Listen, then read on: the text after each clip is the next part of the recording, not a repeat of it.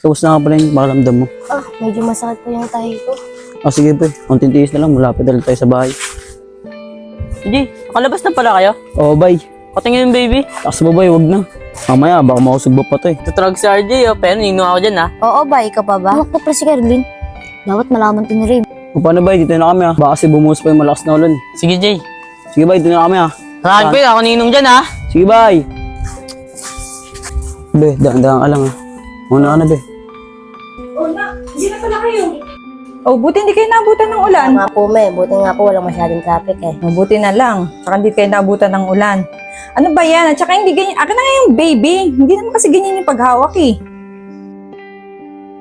Ma, paano po? Mapapahinga po muna ako. Medyo masata po kasi yung tahi ko eh. O sige na anak, magpahinga ka na muna. Napadede mo na ba to? Apo, ma, kakatapos lang, ma. Sa Sige, paano, sige. ma? Dito na po kami. O sige, sige. Chu. Uy, Ring. Buti lang nakita kita. May sasabihin sana ako sa'yo eh. Bakit? Ano ba yun? Nakita ko si RJ tsaka si Caroline ah. Nakalak na pala si Caroline.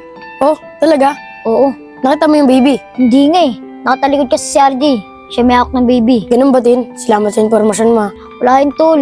Sige, dito na ako tol ah. Sige Tin, salamat ah. Ngayon alam ko na. Malalaman ko na kung sino ama ng bata. Hoy, lalaki. Mag-usap nga tayo. Ano yung panggagatas mo dito pandadiaper kung wala ka namang trabaho? Sabi ko sa'yo, hindi ka tatagal sa trabaho eh. Kasi wala kang pinag-aralan. Ma, subukan ko po ulit maghanap ng trabaho. Trabaho.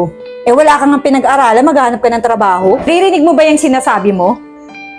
Ma, ano namang ingay yan? Nak, kinakausap ko lang naman yung asawa mo kung paano niya matustusan ng gatas at diaper tong anak niyo. Ma, ba't hindi na lang po natin hayaan si RJ magkalapit ng trabaho? Ayan ka na naman, nak, kinakampihan mo na naman yung asawa mo eh. Dapat noon pa kung gusto niya maghanap ng trabaho. Ma, hindi naman sa kinakampihan ko si RJ eh. Alam mo naman po nakakalabas lang namin sa ospital.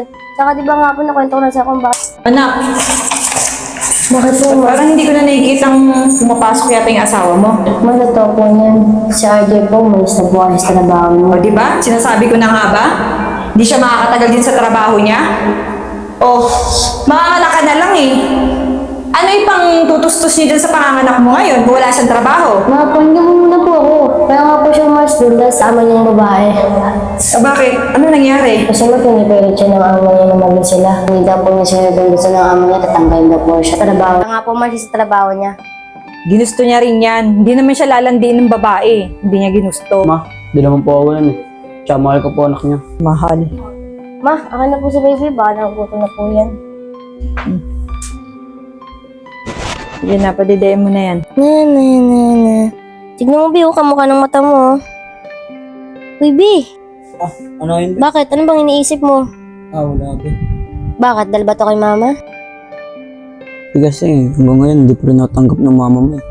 Huwag mo na isipin yun, Bi. Balang araw matatanggap pa din ni mama. Sa kapan, tatanggap Ano nga be? Ay, nako, baka gutom lang yan, Bi. Ano, kumain ka na ba? Hindi pa nga eh. Tara, kain na tayo. Tataltrag na rin naman si baby. Hindi na si baby be.